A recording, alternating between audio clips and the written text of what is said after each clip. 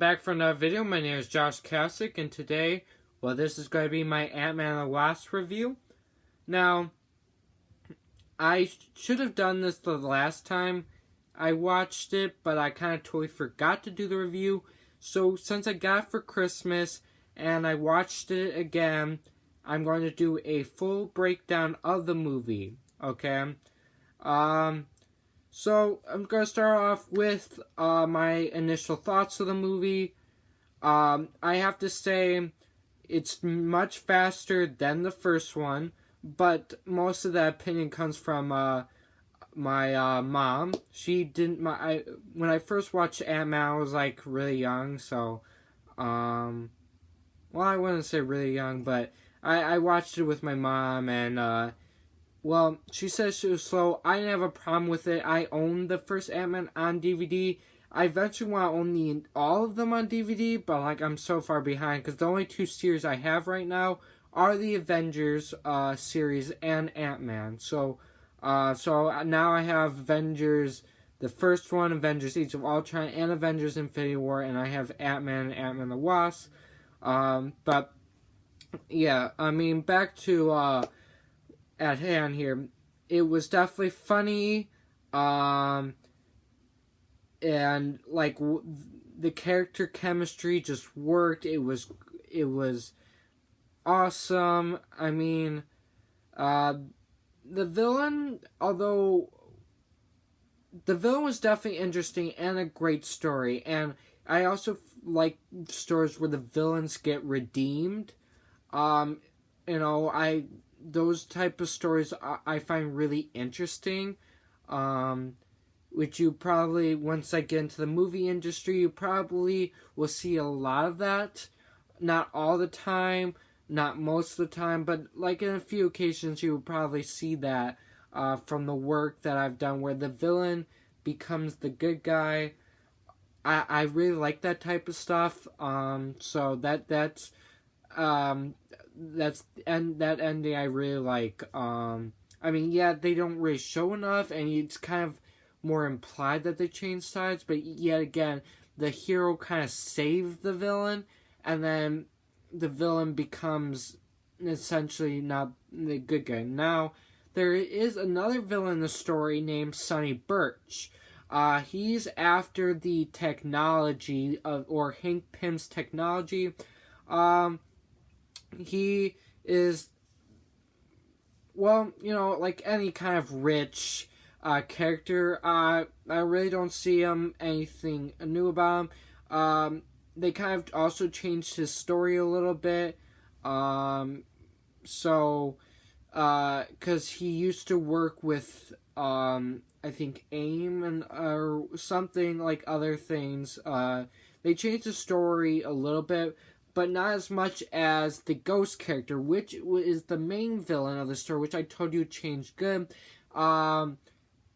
She, actually in the comic books, at least I don't think that's actually true. I've heard different things. I think most of the time I've heard people just assumed more than anything else. But originally the Ghost character was a male character, villain. And the Ghost character had nothing to do with quantum splicing or anything like that. They did, for the movie, they added quantum slicing and a bunch of other story, including they turned the character, well, at least that's what people are saying. I don't know the full runabout truth, turn her to female. Now, I know some people don't like the fact that, that they do that, but I think at this point, most people only know Ghost from the comic books, and it didn't really hurt the story. And I think in a nutshell, it doesn't really matter at this point, because really the only point we really know that from, I think people are bringing from one comic book. Although I'm not, like I said, I'm not whole sure.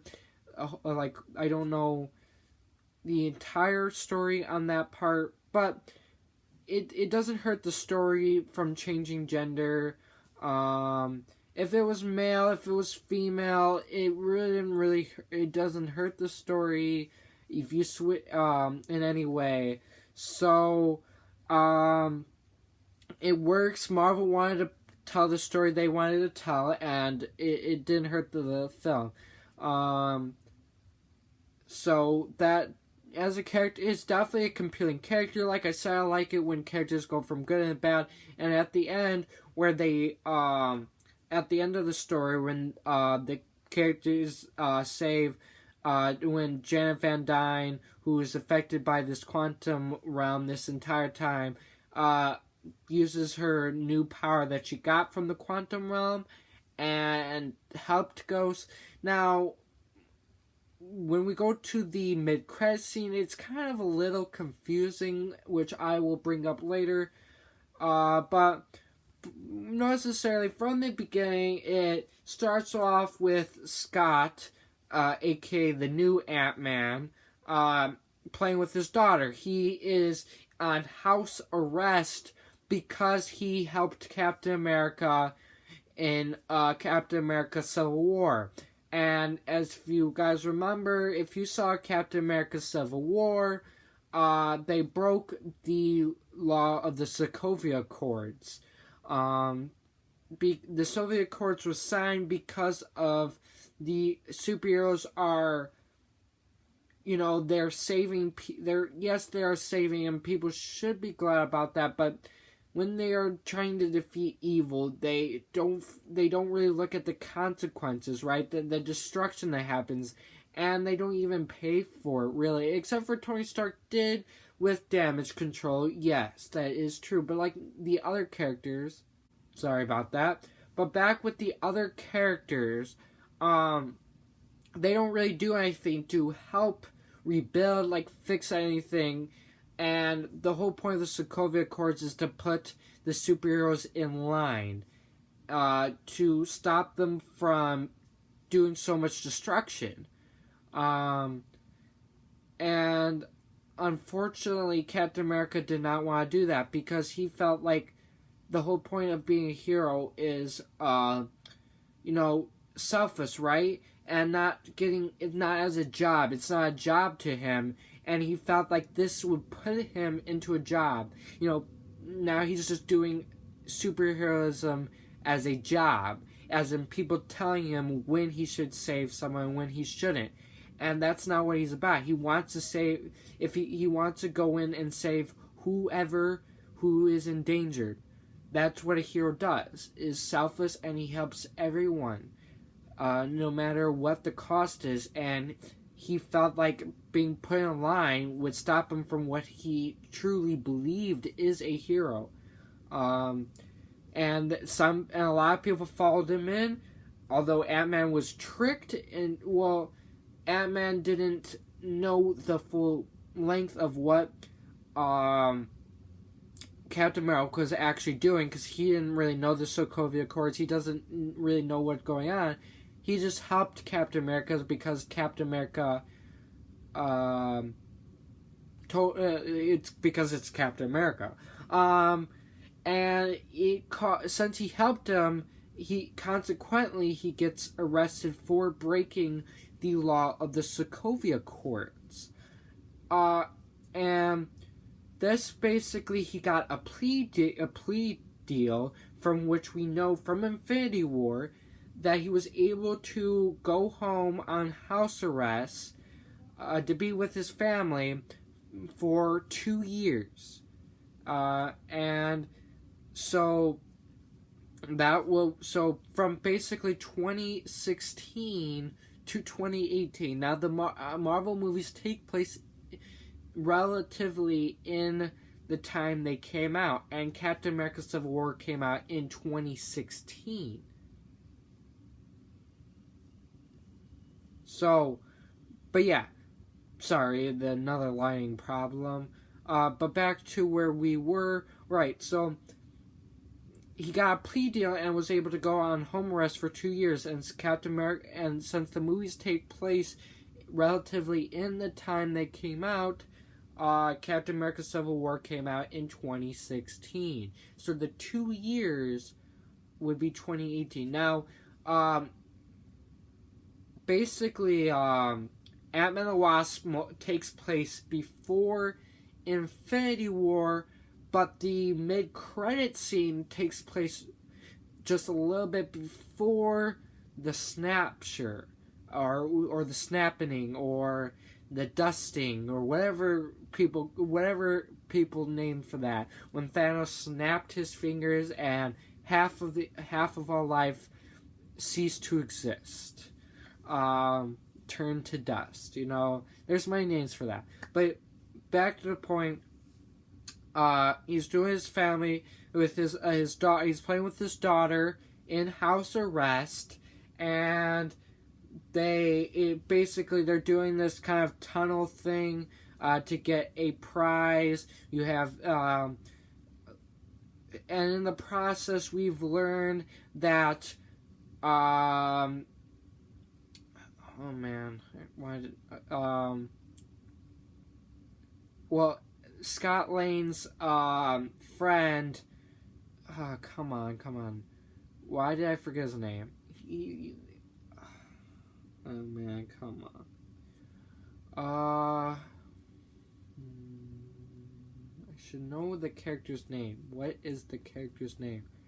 I'm sorry, I'm totally blanking out. I really should not be. But he's the. Well, I really don't want to forget it, but this guy, he's the funny dude with the mustache, he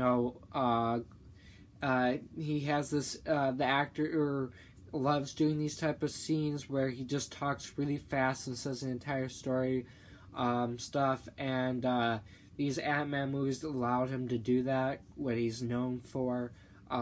Which he will later do later in the movie.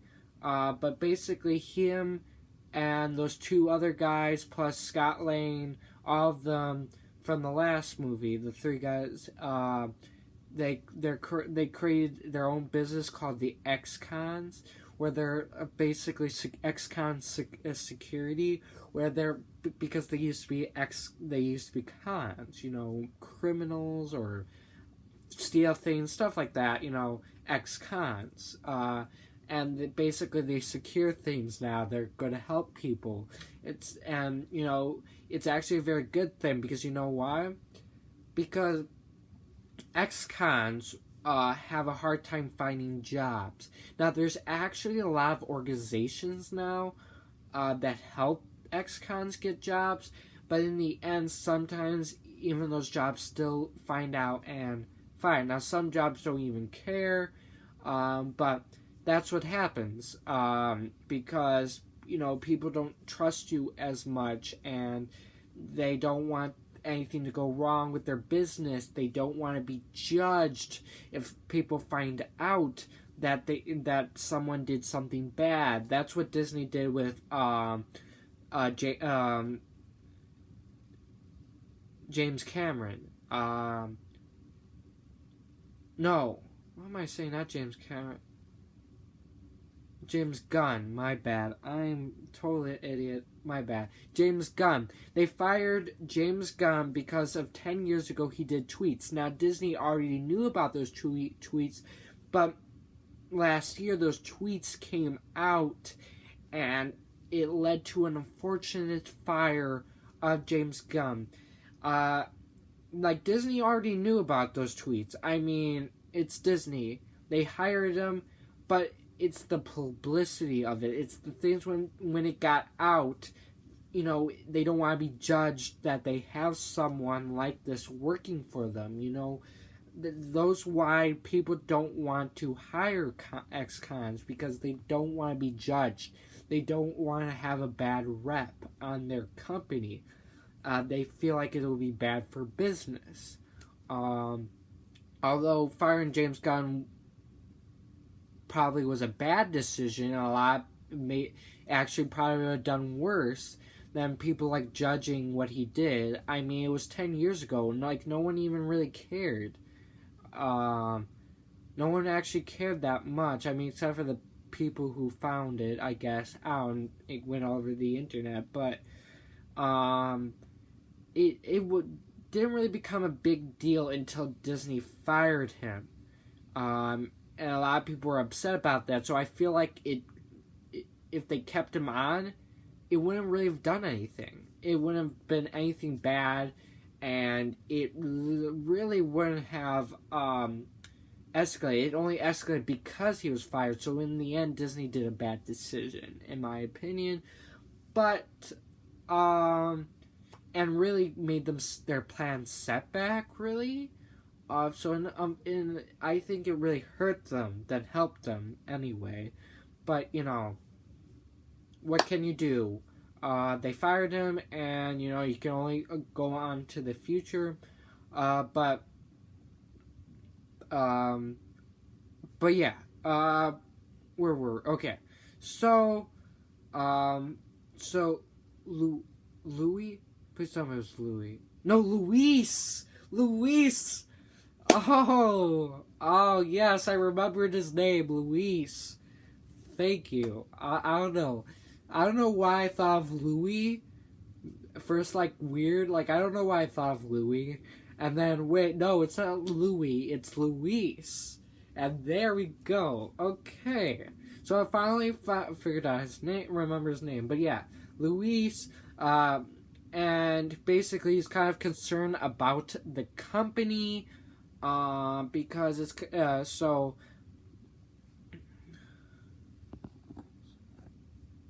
Sorry about the line, but yeah, he's worried about the company and stuff, money, financials, all that stuff, and well, that led to talking, but he let Scott Lane tell him there's nothing to worry about. There's nothing to worry about. He kept saying it over and over again, but basically after they So Scott Lane is with his daughter, right? He's with his daughter, and they found the treasure, which is really a trophy that his daughter bought for him, or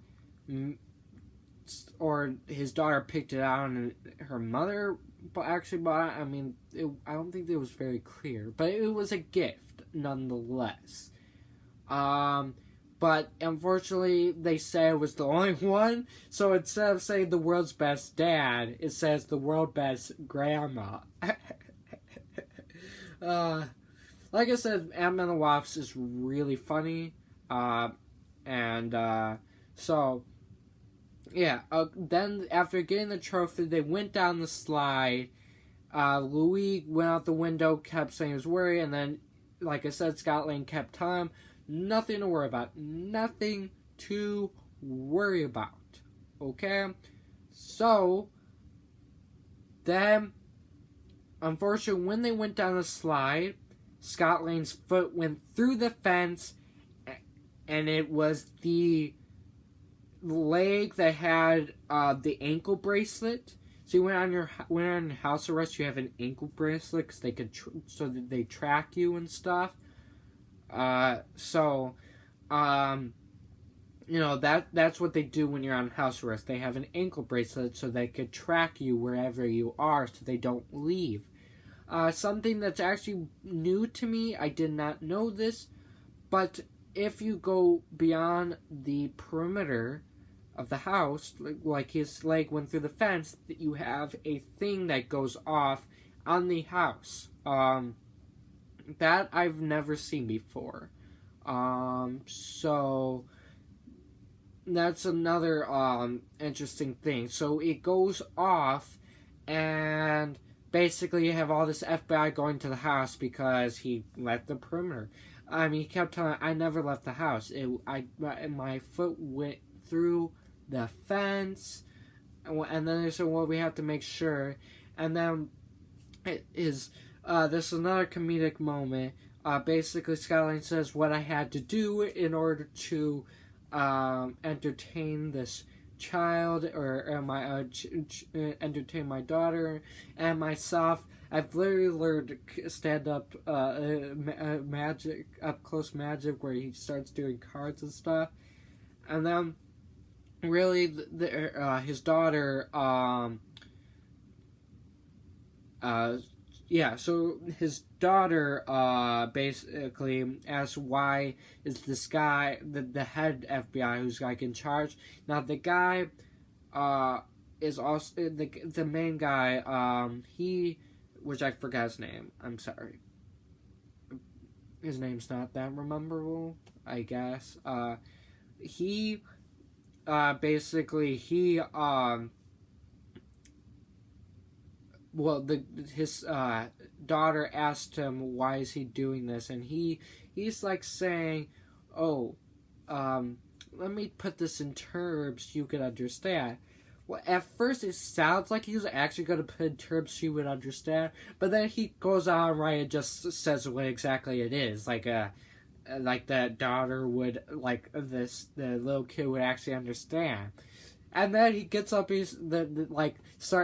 Scott Lang says sarcastically, because obviously that oh, you're great for kids, because what he actually did was not great for kids. So he was being sarcastic, and he said, "Well, I'm actually a youth pastor." Oh, I doubt that he's a youth pastor.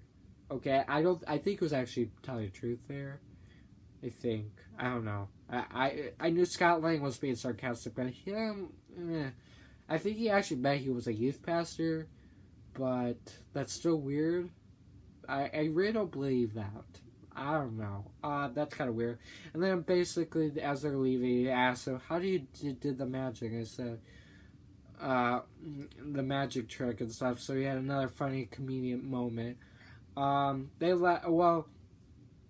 Before that,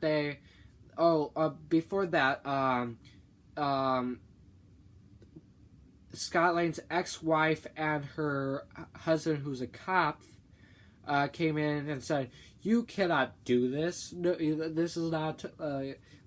She's like, "I'll say you can't barge in here," and he said, the cop who knows the stuff says, "Yes, they can," and then she says, "Well, you can't come in here without a warrant," and he says, "Yes, they can."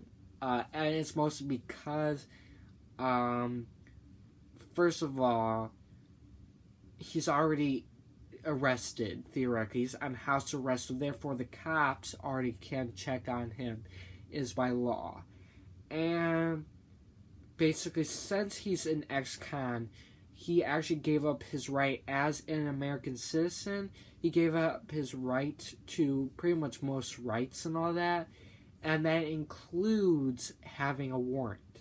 So the police officers can come into the house anytime they want, and they don't need a warrant because he doesn't have that right anymore.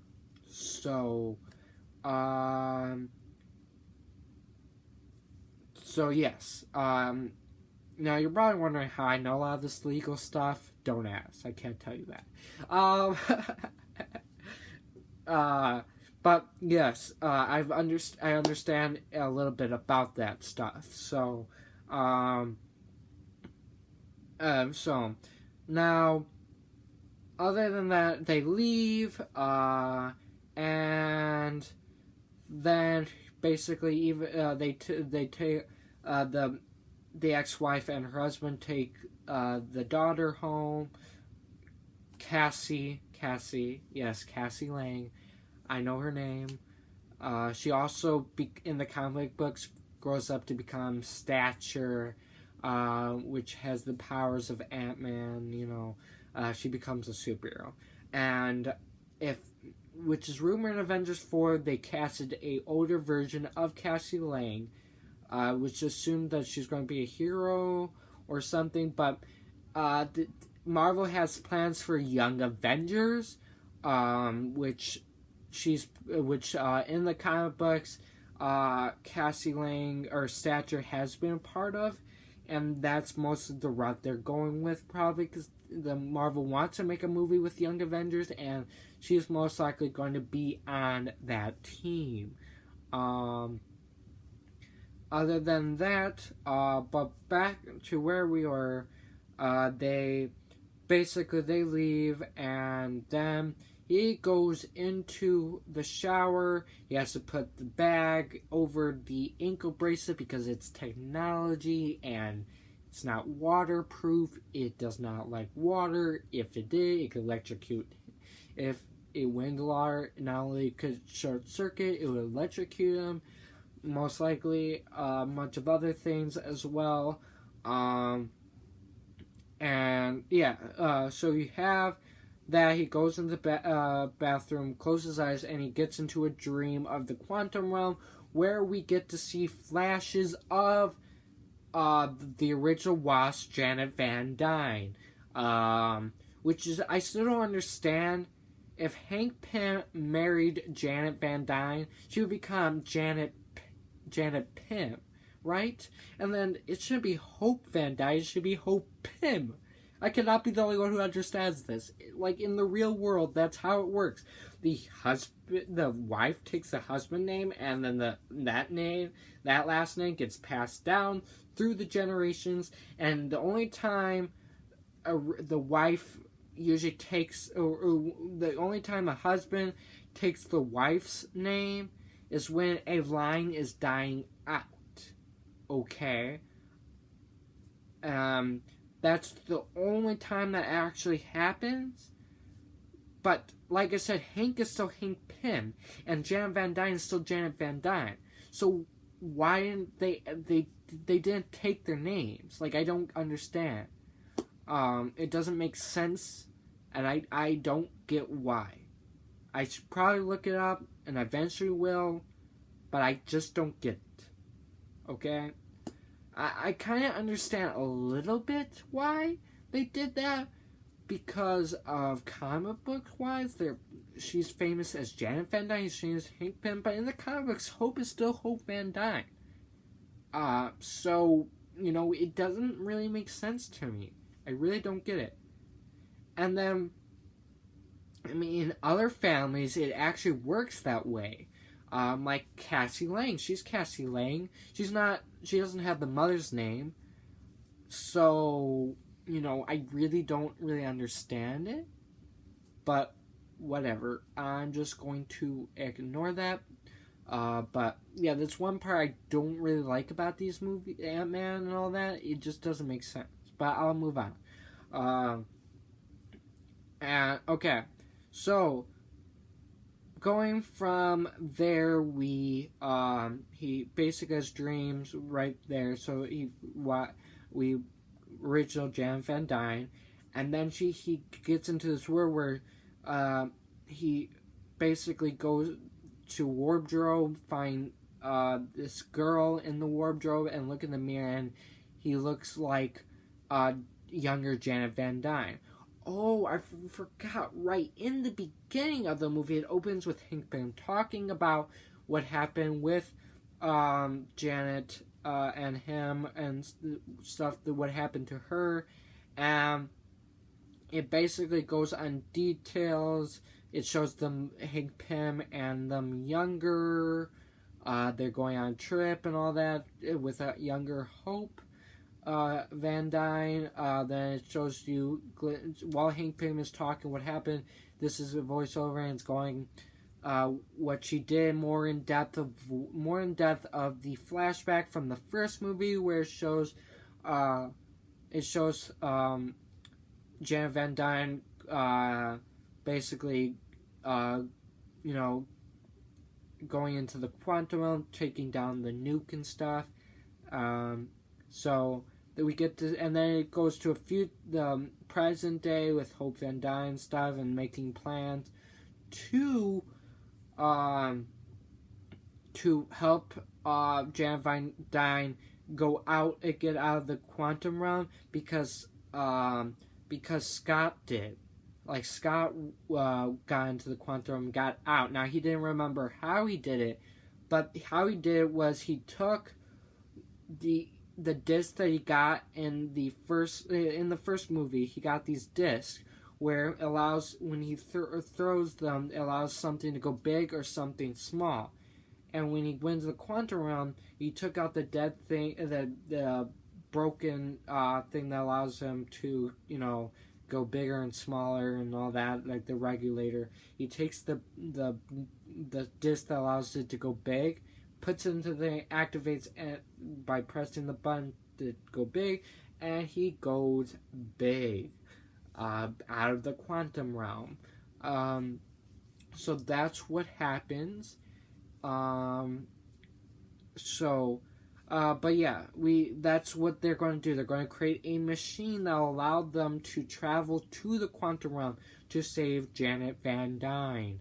But yeah, so he gets a dream and he's basically playing. He was Janet Van Dyne, and then he calls Hank Pym, which he shouldn't do because it defies his plea deal. But he does. The government doesn't know about it. And, they technically should, though, because the government always knows that you're calling. But, whatever. One thing the FBI did not do right, I guess. But yeah, he called Hank Pym and sent a message because he didn't pick up. And then he went to eat while watching TV, where we're going to assume, which I'm 100%, Hope Van Dyne in the Wasp suit came out and stung him, okay? And he knocked out. Later, he wakes up in a car with Hope Van Dyne and says, "What? I can't do this," and all that. And then we find out that we find out that Hope got the ankle bracelet off and put it on in the big ant, where the ant is supposed to do everything that he does. Later we have a scene where Lewis found the ant, and then he questions, "Are you Scott Lane?" I'm like, well, he gets scared first, and anyway, he sees the ankle bracelet. "Scotty?" I'm like, he actually thought that was Scotty. Luis, what are we gonna do with you? So that's what happens. He basically they find out that the car has been struck because a bird starts hitting the thing, and then it's multiple birds. Then the car goes over them, but they eventually drive to the lab. They go big, they go in, they find Hank Pym, and then they tell what's going on, where they said that they need him, what's in his mind. First, they tell him what was in the dream. They said it's a wardrobe, a girl, hide and go seek. Hope says, "What's on the what was it? Was it a wardrobe?" I said, "Yeah, it was a dresser thing." Wardrobe. And then he said it had horses on, and then they knew it was Janet Van Dyne who gave that dream to him, and then she's alive. They hug, they're happy because they know Janet Van Dyne is alive. Yeah. Okay. Now, Janet Van Dyne is played by the famous actor Nicole Kidman. She's been in a lot of things. Now, Hank Pym is also played by Neil Douglas? I don't know. I know his last name, Douglas, which you guys who've been in my U.S. history class will know him in this. He was doing a history thing and video. When we watched in U.S. history, he was on that. He talked a little bit, so he seems like he knows a lot about history. So that's something interesting about the actor. Yeah.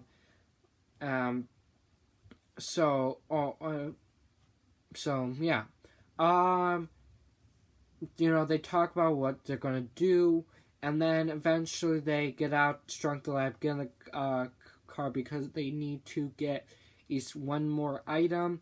This is when Sonny Birch comes in, so Hope Van Dyne goes in, playing as Susan, telling him gives him the money for the piece, and he says, "Well, I have friends in the FBI, which I know now that you are Hope Van Dyne, not Susan, and I want a working relationship, and we want in this working relationship, I want us to trust each other, and people want Hank Pym's technology starting bid at $1 billion. He says, right now, we're not looking for a business partner. We are actually doing something that's important to us, and we really need that piece.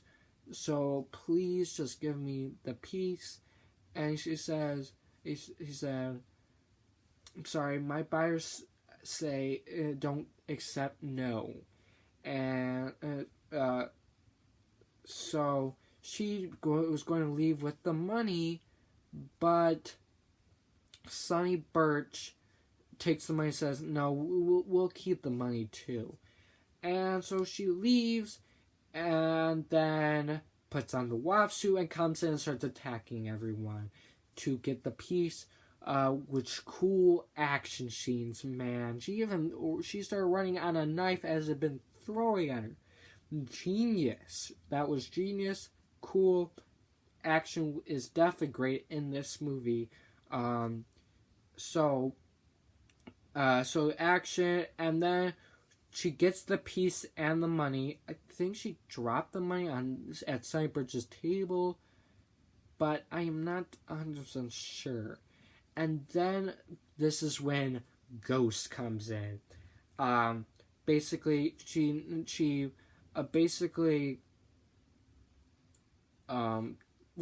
she starts attacking Hope to get the item. She basically couldn't get the item from her because it was kind of even. That's when Ant-Man, basically, now we find out earlier that Scott Lang said he destroyed the old suit, but he actually didn't, which we'll find out later in the movie. But he has the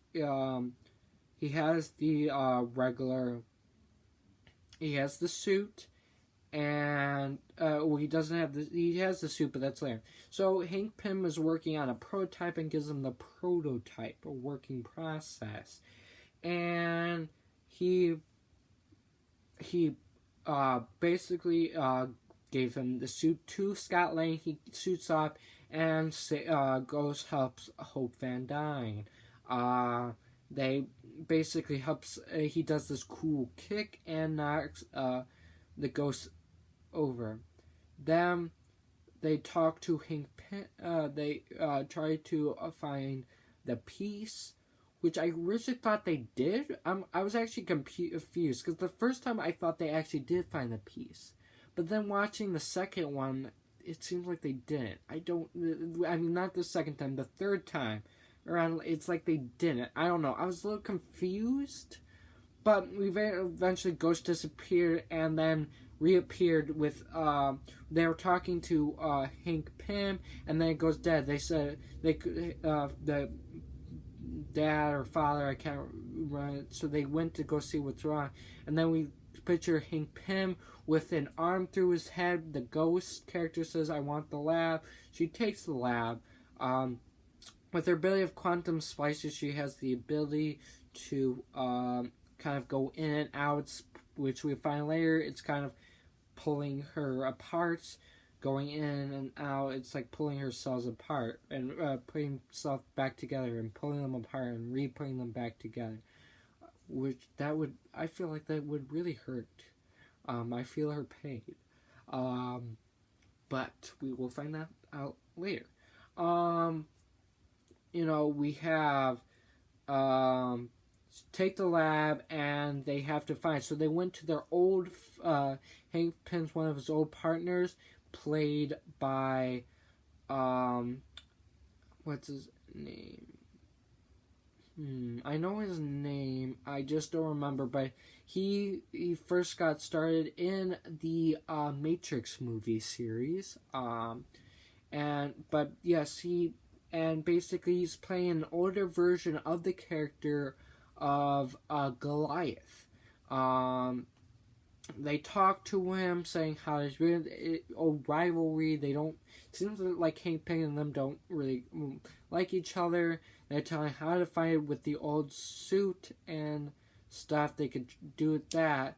and like track it, but the ghost shut that tracker down, knew what they were doing, and said, well, you could use the suit, the original suit, which we thought was originally destroyed. But he's basically, we found out then the FBI showed up on the scene, so they had to go. And then in the van, he said, the suit wasn't actually destroyed. I know where it suit. And then it cuts to him calling Luis, saying, is the trophy there? And he says the trophy's not there. And then he realizes, wait, it has to be there. Show and tell. He realized that earlier, I forgot to mention this, his daughter asked him if he could take this trophy to show and tell, but he said no, because this is very important to me. It has to stay in this house. Now we know why he actually said that. It's because he put the suit inside the trophy. He shrinked it and put it into the trophy. So they had to go to Cassie Lang's school, okay, to get the suit. Then that's when we have the comedic purpose of his suit not working, and it brings him to the size of a child. And so he had to put on a little disguise so that no one looked at him weird. I think this is the principal. He says, hey, where's your hall pass? And then he starts running away and he says, wait. But it was already kind of too late. Now, I feel like the guy should have just chased after him. I mean, he's a teacher. He should have actually done something. But whatever, he didn't. So, that's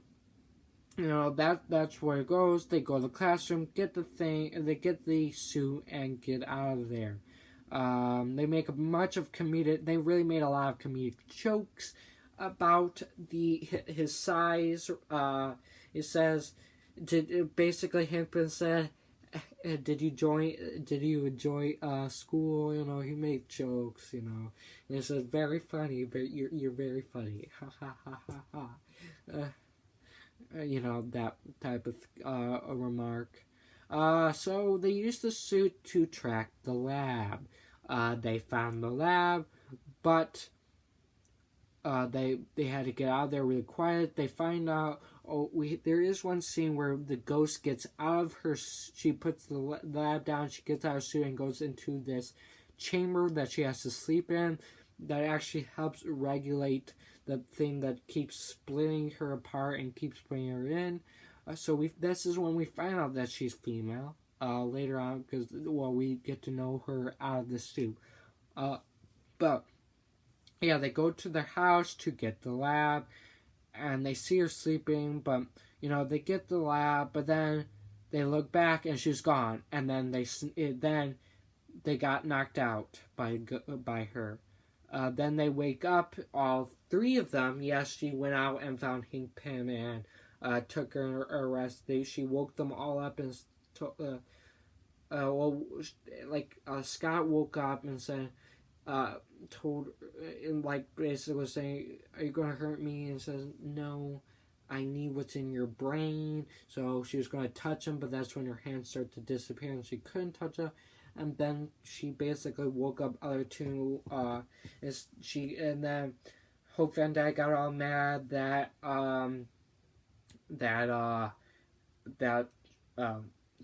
the ghost character she touched her father. She was mad, and then she kind of tells about her backstory, and then the Goliath character comes in and tells more about the what he did to help her. We found out backstories that her father used to work with Hank Pym at S.H.I.E.L.D. about the quantum stuff, and then Hank Pym helped him get fired, and so he tried to do his research on his own. He then tried to do a bunch of cutbacks, and it ended up being bad. The quantum machine started going haywiring and started breaking the building down, like kind of a portal, black hole type thing, blasty thing. Okay, so he tells his daughter and wife to go, and basically his wife or it takes his daughter, and then he goes back in, and then he basically, that's when the machine starts to break down, okay, and that's when it starts to break down, and then he hears the ghost character, she heard her father, so she starts running. And the mother went after her. They all went to go after. She went after the daughter, and they went in and said the dad said no, but that's when boom, the building blows up, and then we open to firefighters coming in, and all that's left, both her parents died, and she was left, and the firefighters said some not English. Let's just say that.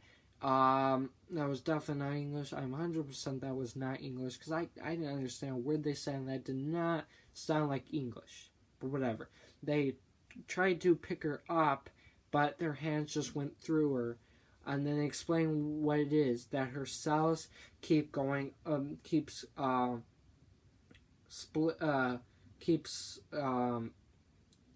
splitting, like getting split apart and then re-put back together, and that over and over again. And the guy, basically, she was taken to S.H.I.E.L.D.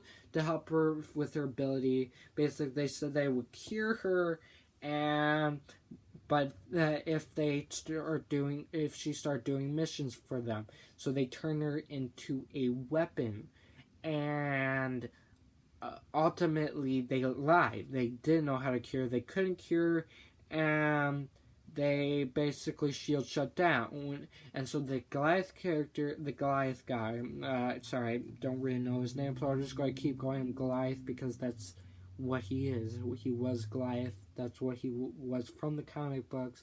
So that's what I'm going to keep saying. He brought her and tried to help her, but now it's kind of getting really to the point where she's going to die in a few days. Saying that you're going to help them with the lab. But basically, she says what they're going to do. When she was down there, she gets a lot of quantum energy, so they're going to drain the quantum energy from Janet Van Dyne because she's been down there and they've been absorbing them. Hank Pym gets upset because that could kill her. They killed Janet Van Dyne.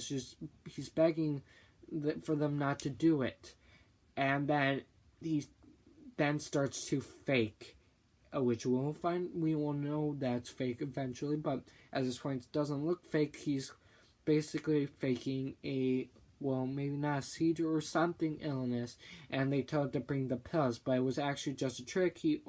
The guy goes, they're basically, Ant-Man was begging him he could die, they're all like yelling, and mostly, I think Ant-Man actually believed this was actually true.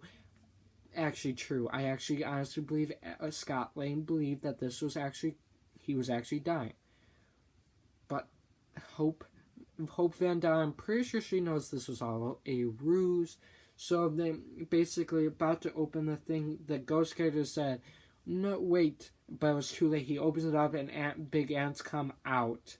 And they so basically the ants help Hank Pym, Hope, and Scott Lang to get out of there. They take the lab and disappear. And then basically Lewis needs the plan, so they call Scott and tell him where he is at. And basically tells him where the lab is so that they can finish their plans for their business. And then they start work. Okay, then we go to Scott Lang, goes in, and then he gets this radio call where now Hope Van Dyne, Janet Van Dyne is controlling Scott Lang. This is a very comedic moment, but very weird because he becomes Janet Van Dyne. It's Janet Van Dyne speaking, controlling Scott Lang's body, and doing things a wife and a mother would do to her husband, when talking to her husband and or daughter. And it's weird because it's Scott Lane. It's Scott Lane's body that's doing it, but so it's still kind of very weird, like very, very weird. But she basically said Hope Van Dyne explained, oh, you put an antenna into Scott Lane to explain why she's here, and he got this message and all that.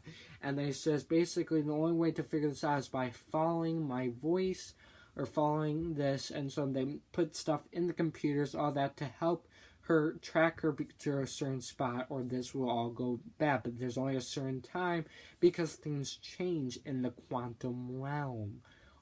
Okay, and it'll be another year or so before they can help her. So they were on a scheduled time. And then we cut to Louis in their business and saying, oh, we have the plans, we're going to get this guy, we need this money, we're going to do it. And he's stuff about his business, he's going to go find it. And that's when basically we talk, he asked some question about cars or something or another, and they did something wrong. And then that's when Sonny Birch and his goons came in, and they started saying why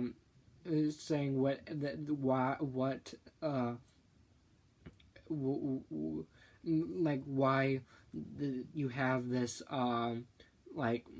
stuff about the car and what they did wrong. You're like agreeing with telling what Louis said is true, confirming that. And then he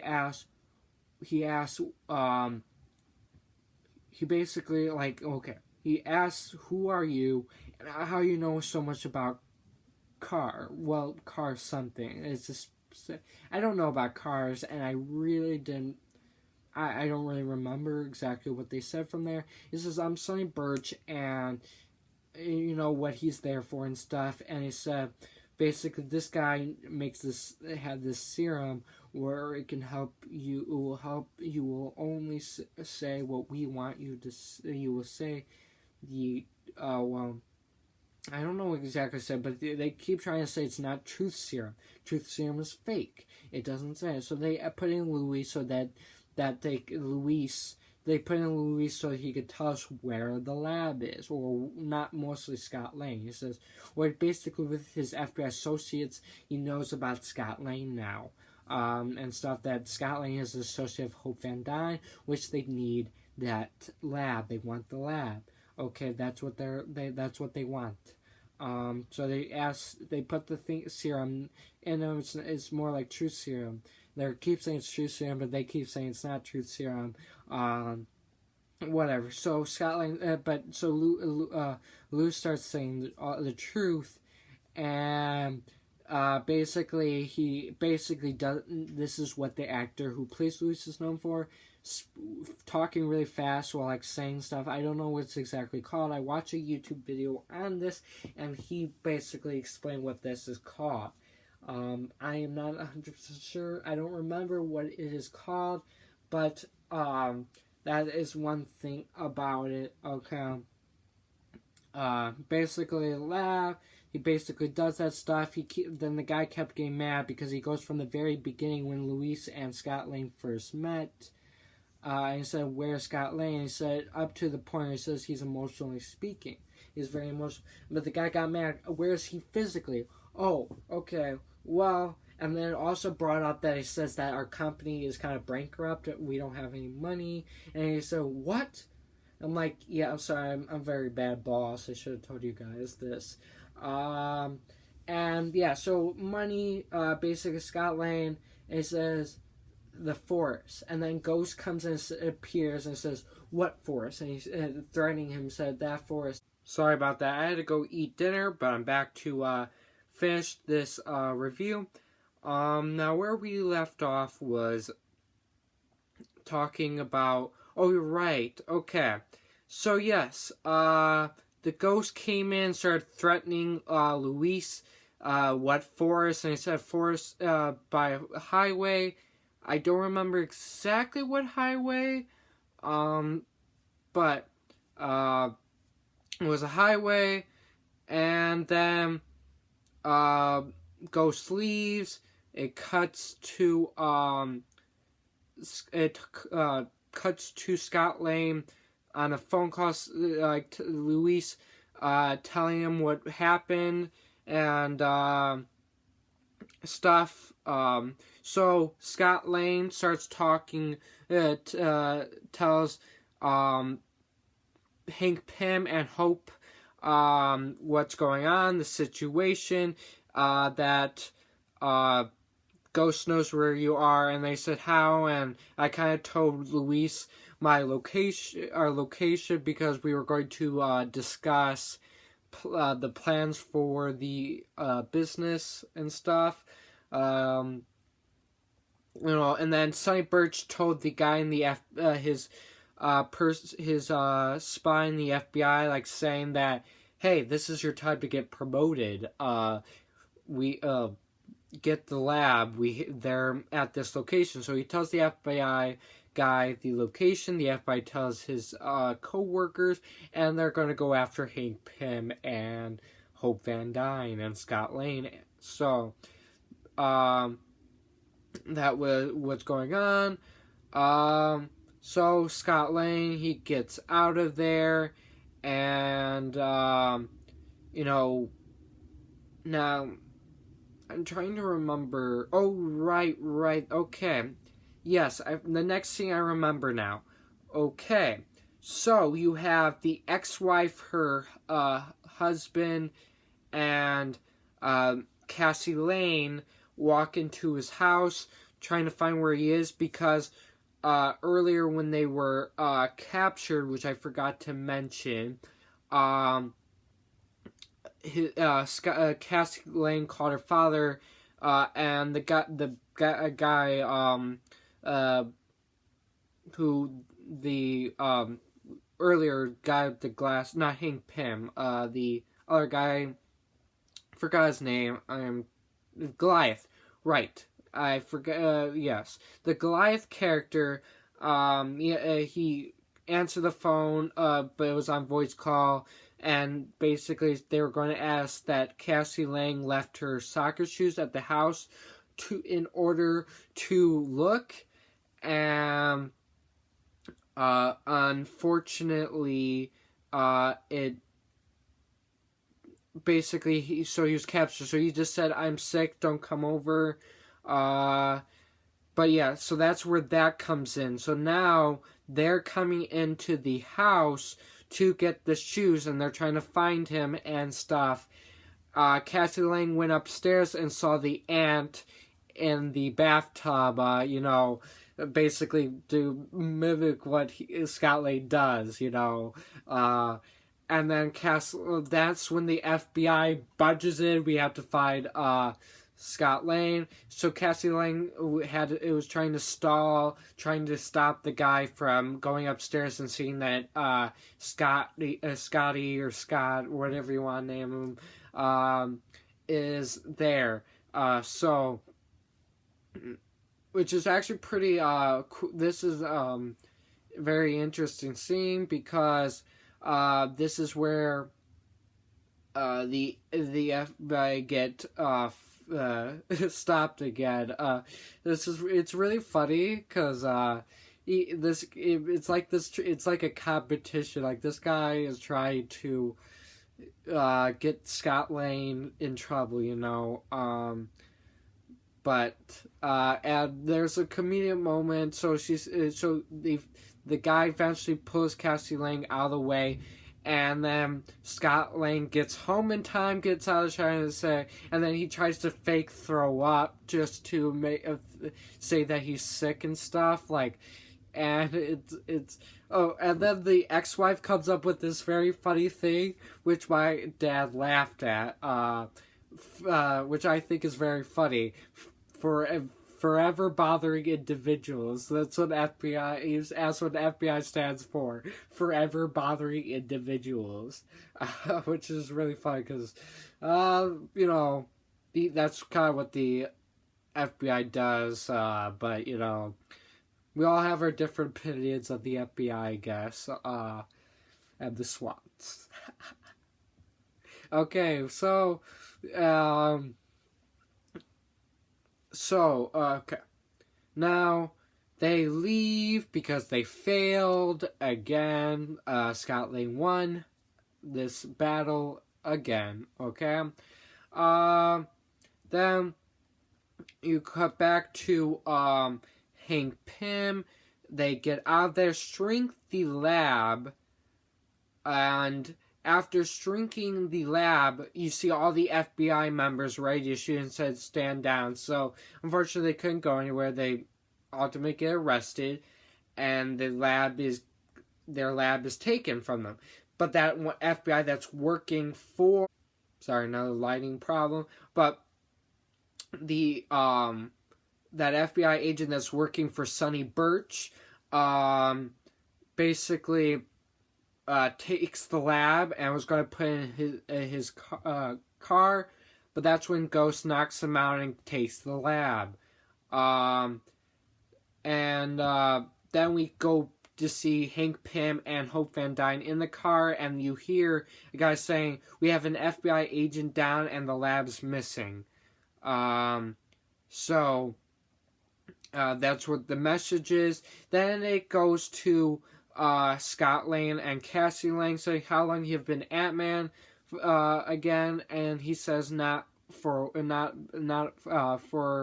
a only been for a little bit, and he said, and then like basically I can't, they're talking, and then Cassie Lang basically says, "I want to be your sidekick." I said, "Well, you're too young." I said, "Well then, Hope Van Dyne, say she would be a great partner." This is okay.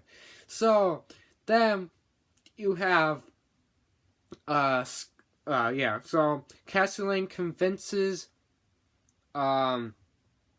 Scott Lang to go back and help Hank Pym and help Hank Pym and Hope Van Dyne. So then we cut back to Hope Van Dyne and Hank Pym in a jail. They're being put in a cell with that guy. Finally, says they said we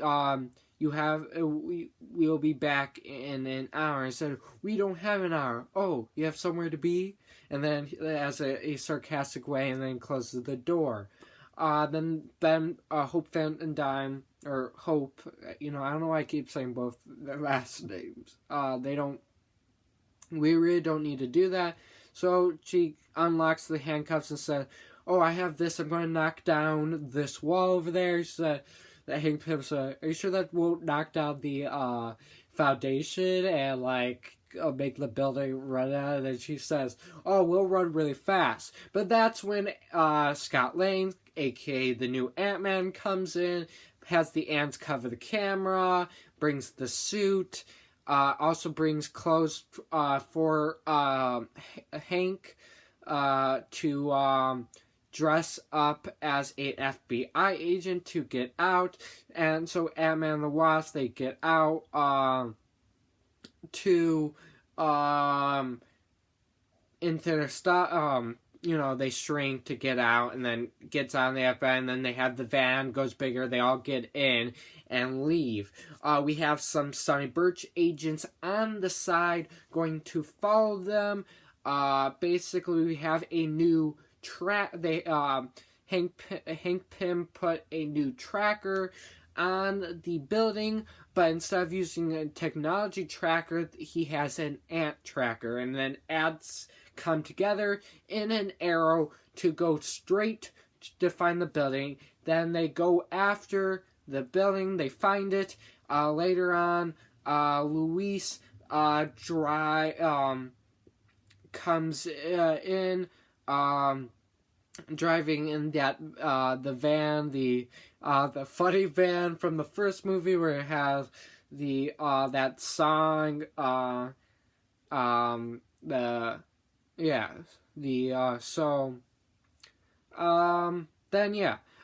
they make a plan to get the building. They basically, as Goliath and Ghost are putting the machine, it ends up not working because ants were pulling it apart. The Ghost follows the ants to a building while Hope is in and Luis are in the van, the other van, not the, the funny one, the van that, the blue van they were using pretty much throughout the movie from ever since they left the lab, in the first place. Okay, so they went from there. So Ghost got out and started. Ant-Man would do battle while Hank Pym traps Goliath with ants, and then he puts on the suit in order to go into the quantum realm, the quantum suit. And he sets the coordinates, and then he goes into the quantum realm. Here we go. So he goes into the quantum realm, while the Ghost and Ant-Man are fighting. Once he's gone, they shrink the building down, and they take the lab with them while the Ghost is like fighting Ant-Man, and the Wasp like take out a Ghost, and so they get out of there. Ant-Man does go big he also rides a truck as a skateboard kind of thing. So there is that, which had some comedic purposes. Also, you have St. Birch chasing them down. They have... Oh, the FBI just found out earlier that they also learned that they escaped, and then you see Ant-Man in the lab and all that stuff that's going on. So they go after... first, they're going after this. So there's a big chase scene. Eventually, like, Ghost is attacking, trying to get the lab. Also, you have Luis, who activates a Hot Wheels car, and it goes big. So he's driving a Hot Wheels car. And it's a big chase scene. They're basically playing the game, past the potato, but in this case, it's past the lab. So you have that, Ghost is trying to get the lab, Birch has got the lab. They did get the lab, and then you have Wasp doing these cool ins and outs, trying to knock out people getting the lab. Like, everyone's trying to go after the lab, but Birch did get his hands on the lab, and he starts going. Ant-Man starts following him. Eventually, they knock out his special car, white car with like gold color plating, like I don't know exactly called, but the axle, the front, I don't know exactly what it's called, but that's high, like, I don't know, it's like there's metal highlights, but it's gold. Like, I don't know. You would have to see it for yourselves. I mean, I really don't. I don't know really much about car parts, so I'm not. I'm not into that type of stuff. So, but yeah, I don't.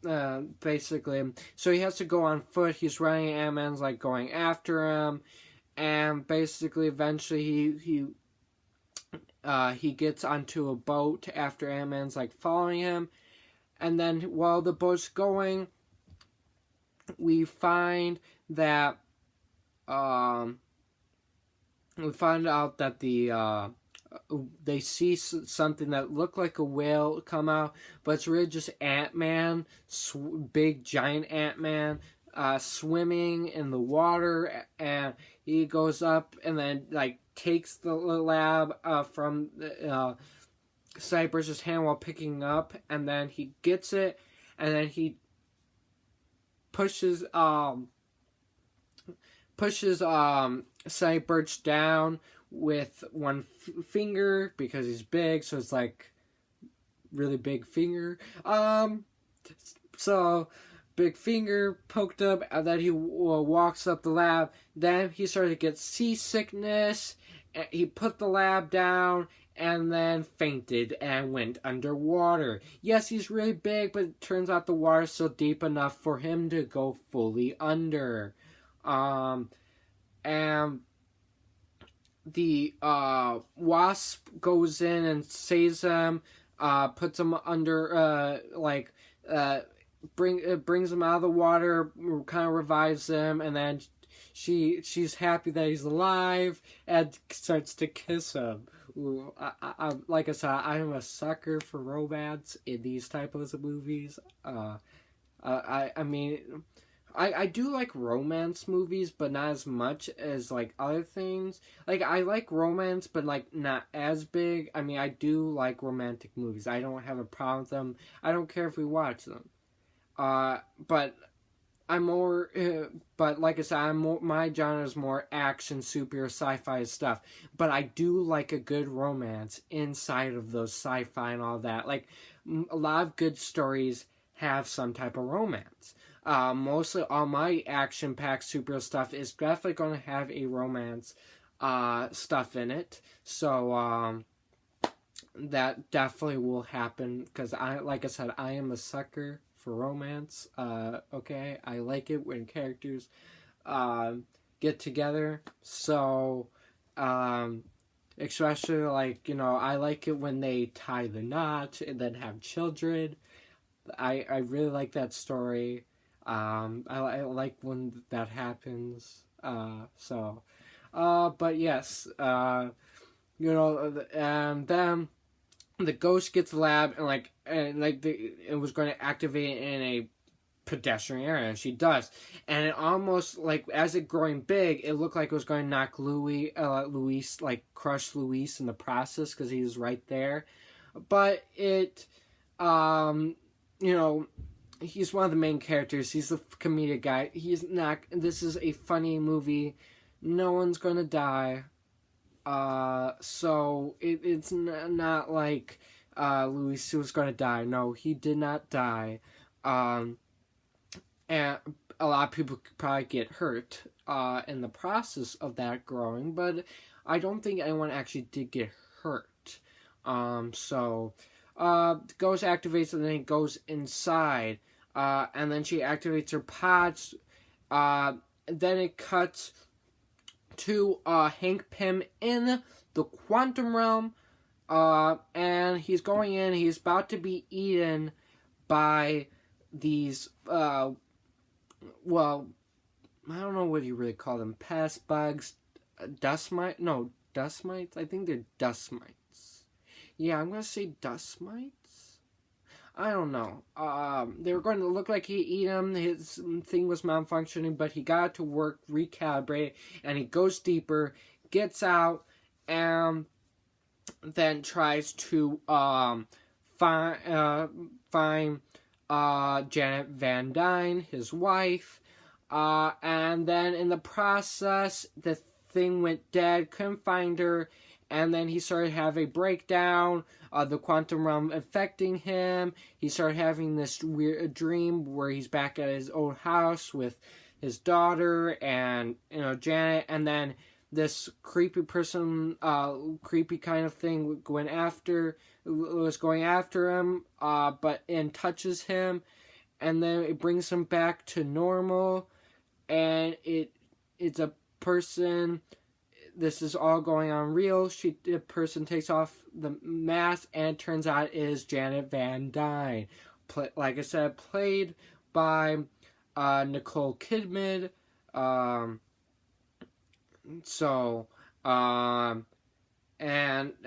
they embrace with a hug and a kiss. Well, first she says, "It's me," and then they embrace with a kiss. Like I said, sucker for a romance. Okay, I like this type of stuff. I don't know, but yeah. Then they go into the ship and start leaving. Like I said, it goes back to where Ghost is activating the thing, and it's then affecting Janet Van Dyne. But Ant-Man and the Wasp go into the building to stop everything. Um, which they did, and Ghost came out, started to attack them. And in the process, you see the ship coming back and almost hit them, but they almost was going to hit Wasp, but Scott Lang got him out of the way. And the Ghost was knocked out away. So you have that, and from there, now I'm kind of don't exactly knows what's next. I think it cuts to Luis. I could be wrong. I kind of right here in this area of this part, I'm kind of probably mixing things up in the sequences which they played. I'm sorry if you guys remember. Remember, you can comment it. Like, say I got this certain thing wrong, out of place. Like when it starts to cut back and forth, back and forth, back and forth, and back there and there, it starts to it's like hard to remember the exact order of these events. But as long as I say them, I don't think is much as a problem. Yes, it's a little out of order and it's a little confusing, but as long as I say the scene at least, I think it's still important. Okay? But yeah. So I'm just gonna cut to Luis. I'm sorry. It could be wrong. I'm probably wrong, but you know how it is. So it cuts to him, and basically Sonny Birch and his goons came out and said they were about to shoot him. They were about to shoot him, and then both of his guys were both Sonny Birch's goons were taken out by those two characters from the first movie, who ex-cons and all that. They stun them, like taser them, and then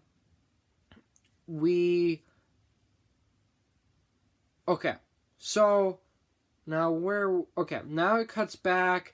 Jan Van Dyne gets out, and they have a reunion, and then it said Hank Pym comes and said, "Yeah, I'm okay too, guys. Thanks for remembering." Man, a lot of movies do that, but it's a classic thing. When you have these embrace fades, there's always that character comes out sarcastic and says something. But other than that, they replaced, and then he said, and then Scott. So, well, I guess we kind of met already. He said, so there's that, and then Ghost comes out, and then. I forgot one thing. Hank Pym did promise Goliath when he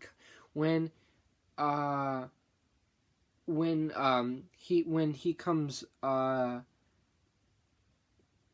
when he comes back, that he will help the Ghost, help Ghost. But I forgot that point. My bad. I'm sorry, but yes, that happened. But Jan Van Dyne, also there was a scene in the thing where she's talking about how this place has changed her. It's not just adaptation, it's more like evolution. There's also that part where she has these new powers and basically helps Ghost to be stable. And then basically they help her. Then everyone kind of leaves the building. And stuff, and also we have we see the FBI in the distance coming, but before they see the building shrink, it's so dark, but they see Ant-Man on the side. Now I think there's another FBI area though. I kind of forgot, because I know there was FBI that came on the scene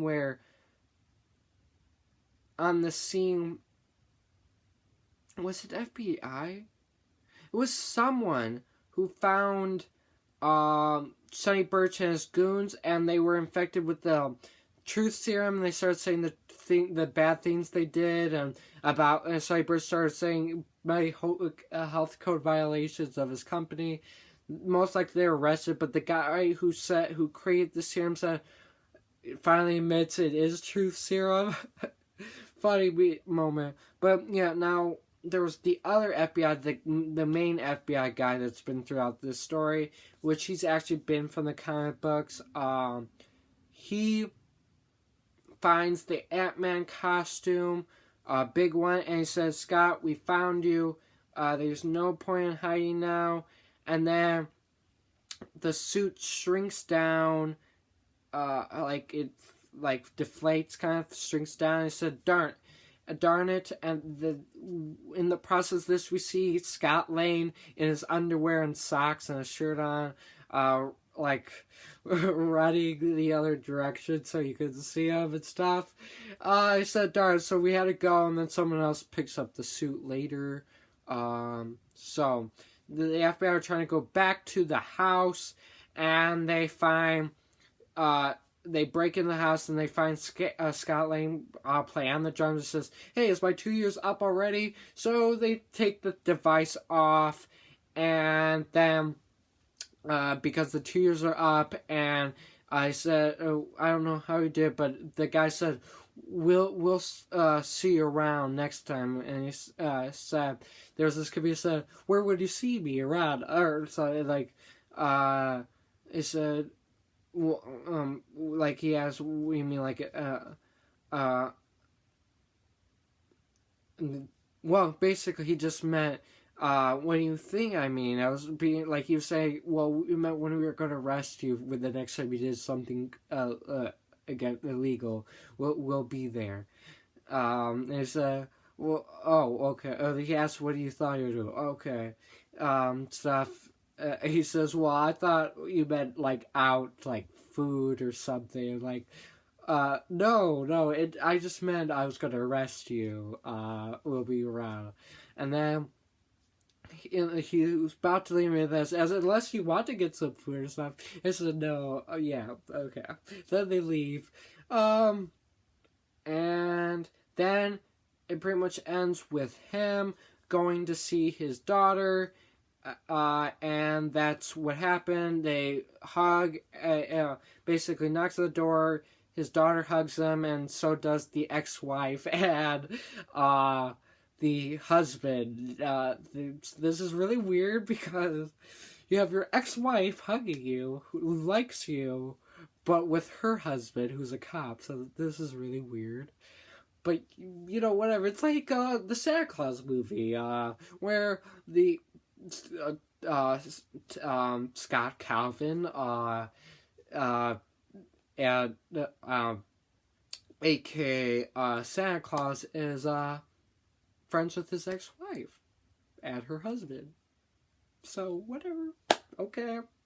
In the real reality, that's probably not how that works out.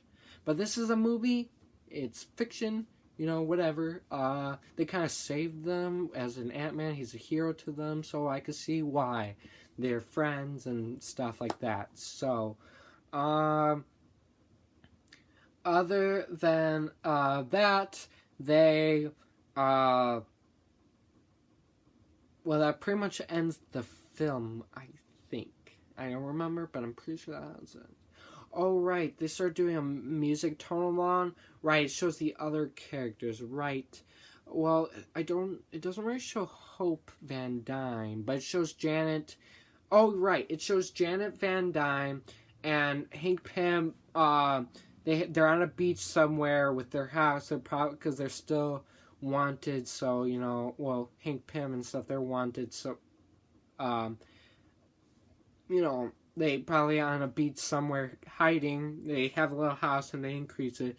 That's a really problem. Where are they going to get the plumbing and all that? So there's that. But whatever. They do them. The plumbing in the lab too, I guess. Yeah, you never really think about it. Okay, so yeah, there's that. They open the house, and then you have the Ghost and Goliath character where they're also kind of running, but they said, I can't keep up. The Goliath can't keep up. He's old, he doesn't understand. He says, go, and she says, I won't go. I'll stay here with you.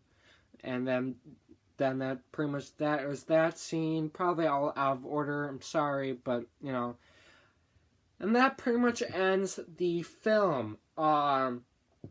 So then you have so you have there definitely it was definitely a funny movie. I liked it. I enjoyed it.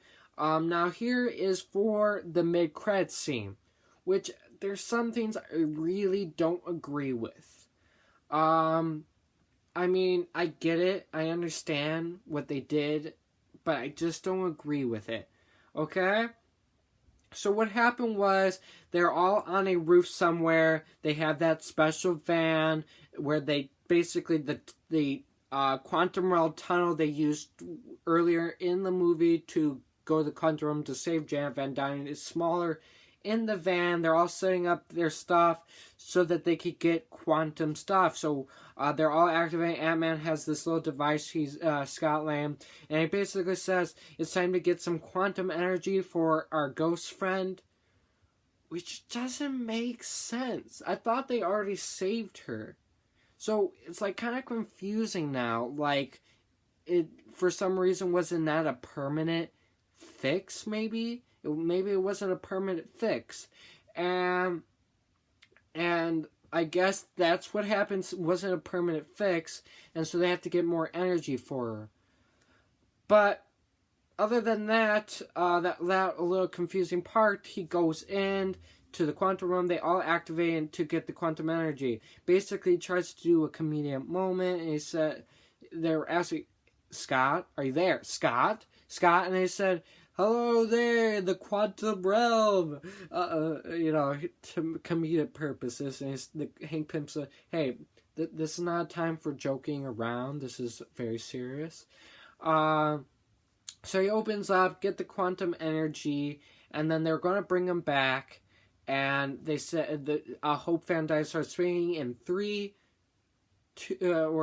5, 4, 3. Then the thing went dead. He's saying, guys, bring me up. Guys, bring me up. You said there's no funny business. Bring me up. Bring me up. And then you hear him, then it cuts the scene. Hope Van Dyne, Janet Van Dyne, and Hank Pym got dusted. They got snapped out of the universe. They are kaput. Dead. Don't exist.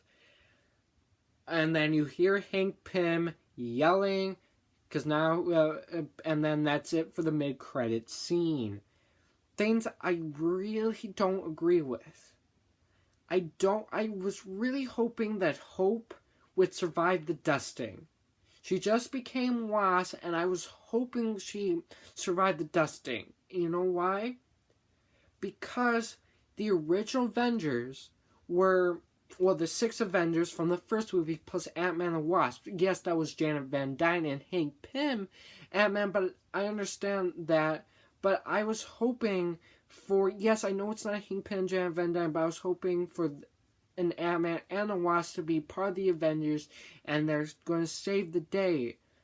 I thought this was an awesome opportunity to have all of them, the original Avengers, all of them, because Wasp originally came up with the idea for Avengers. I thought it would be an interesting idea, something that, makes sense, like a very good opportunity that they had on their hands.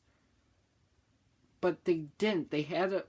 I know I haven't seen Avengers 4, and I understand we don't know when they're going to fix the snapshot, but it could be very much not until the very end. And that means the Wasp is not going to have an important role. It's already confirmed that she's not going to have an important role. She only has to certain scenes. The actor said it herself. She was only for certain scenes. You know? So and we definitely know Captain America or one of those Avengers or whoever is going. So I'm actually really, I'm really disappointed. I really wanted that to happen, I mean, yes, it's going to be, it's not in the original Avengers, it's not Hank Pym, it's not Jan Van Dyne. I understand that. And there's also going to be Nebula and more characters than the original 6. I got that. But I feel like this was an important opportunity. I thought this was an important opportunity, a special opportunity, and they totally blew it. I'm sorry, but I'm still going to be excited for Avengers 4. I'm just a little disappointed. And originally I said I wasn't going to call this Avengers movie because it didn't have Ant-Man and the Wasp. But you know what? I'm just, it's out of my hands, and, I don't control this movie, so, saying that this is not an Avengers movie because it doesn't have Ant-Man and the Wasp is just pointless. So, I am a little disappointed, but I'm just going to accept it and move on. Stuff. And she's still going to be in the movie, so maybe she doesn't do any heroism. Maybe she's only at the end, but most likely she's still going to be in the movie. And, so there's nothing to really be stuck on, okay? Avengers Endgame is going to look cool. The trailer looked awesome, and I can't wait for the next trailer. I really wish the movie was out, right now, but, we're probably all wishing that right now. So, yeah. So, other than that, for the post-credit scene, we basically, it's kind of the post-credit scene's not important. Usually the post-credit scene isn't all that important. It doesn't give you a bunch of details. The most important part is when it first appears, the warning on the TV, which I've actually read. It says, I don't remember the full details, but I know it said, everyone calm down. This is emergency. This is a state of an emergency. So it's just warning because everyone's vanishing. Half the universe is disappearing, and cars are going everywhere, crashing, and stuff are not going as well. Now, we don't know who actually got snapped. For all we know, the president of the United States got snapped. And that would be a huge problem. Even the vice president. How we know the entire government wasn't snapped? Wasn't part of half the universe, Most likely that's not what happens, and that movie is probably not going to, maybe shows us some details about that, but I don't think it's going to go in depth. It's mostly going to be about the superheroes and what they're going to do in order to fix the problem.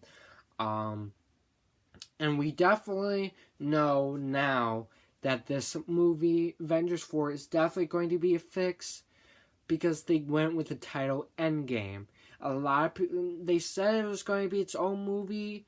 It very well could have. There could be a new villain. But the fact that it says Endgame, it really implies that this is supposed to be the finisher of Avengers Infinity War.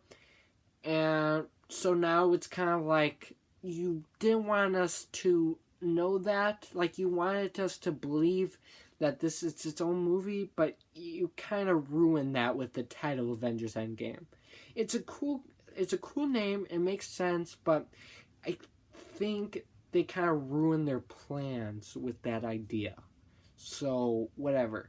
Other than that, I enjoyed Ant-Man and the Wasp. I hope you guys enjoyed Ant-Man and the Wasp. Sorry for this being a very long review. I wanted to break it down for you guys to understand. I really like the comedic moments. The action scenes are awesome. It was a very awesome film. Write down in the comment section if you enjoyed Ant-Man and the Wasp, and what are your thoughts of it? And are you guys excited for Avengers 4 and Captain Marvel that comes out in Captain Marvel comes out in March before Avengers 4? So first Marvel lead, female lead. Honest opinion, gonna be better than Wonder Woman. My honest opinion. But other than that, guys, hope you guys enjoyed, and thank you. Goodbye.